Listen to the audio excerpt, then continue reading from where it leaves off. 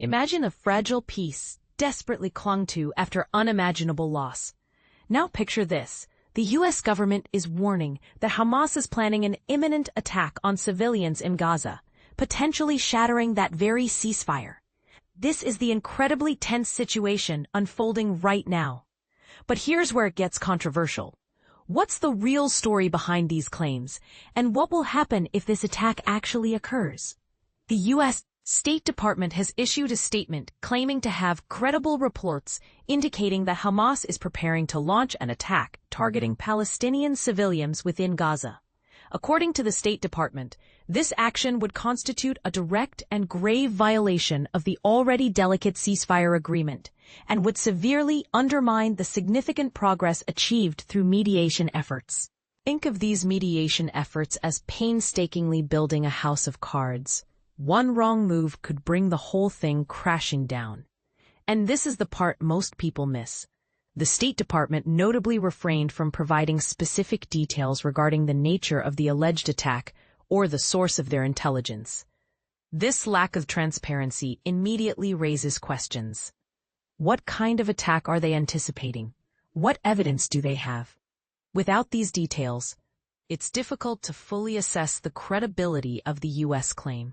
The ceasefire, currently in its initial phase, involves a series of reciprocal actions. As part of the agreement, all living hostages held by Hamas have been released. The return of the bodies of deceased hostages to Israel is also underway. So far, the remains of 10 out of 28 deceased hostages had been returned to Israel. In exchange, Israel has released 250 Palestinian prisoners held in Israeli jails, as well as 1,718 detainees from Gaza. This exchange, while a step towards peace, is also fraught with potential complications.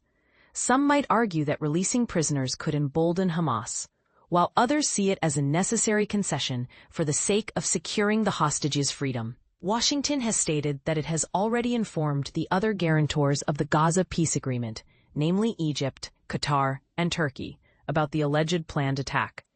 The U.S. is demanding that Hamas adheres to its commitments under the ceasefire terms.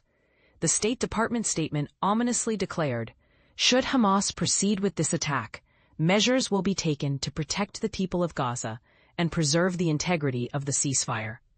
What these measures might entail remains unclear, further fueling anxiety and speculation. Hamas has, as of yet, offered no comment on the U.S. State Department statement.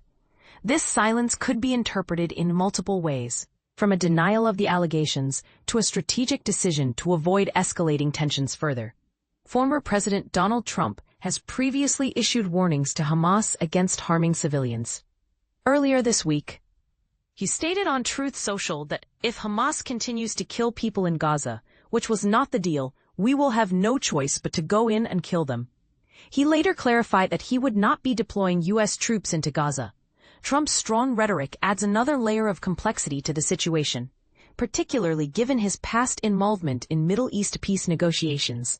Adding to the existing tensions, just last week, BBC Verify authenticated graphic videos depicting a public execution carried out by Hamas gunmen in Gaza. The videos showed masked gunmen, some appearing to wear Hamas-associated green headbands, lining up and executing 8 people in a public square. This incident, while separate from the current ceasefire agreement, undoubtedly casts a shadow over the peace process and fuels concerns about Hamas's commitment to upholding human rights. On the same day as the U.S. warning, Israel reported receiving 2 more bodies from Gaza, which Hamas identified as those of hostages. Formal identification is pending. Tragically, on that same Saturday, in a separate incident, the Hamas-run Civil Defense Ministry reported that 11 members of a single Palestinian family were killed by an Israeli tank shell. This incident represents the deadliest single event involving Israeli soldiers in Gaza since the start of the ceasefire. The Israeli military claimed that soldiers fired at a suspicious vehicle that had crossed a yellow line demarcating the area still under Israeli control in Gaza.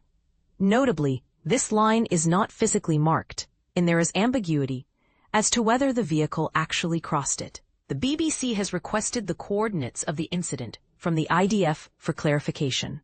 the Israeli military initiated its campaign in Gaza in response to the horrific attacks of October 7, 2023, in which Hamas-led gunmen killed approximately 1,200 people in southern Israel and took 251 others hostage.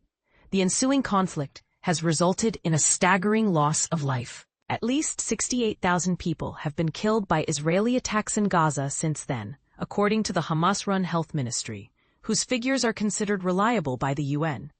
Back in September, a UN commission of inquiry accused Israel of committing genocide against Palestinians in Gaza.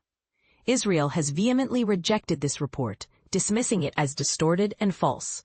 This accusation, regardless of its validity, underscores the deep divisions and conflicting narratives surrounding the conflict.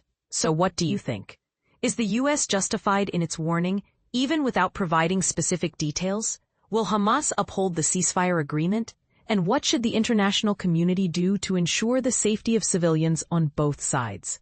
The answers to these questions are far from simple, and your perspective is crucial to understanding this complex situation. Share your thoughts in the comments below.